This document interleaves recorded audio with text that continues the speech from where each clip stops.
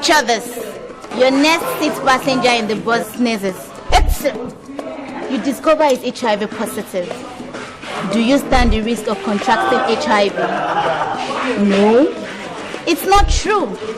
HIV is not airborne, so you cannot contract it by breathing the same air as someone positive.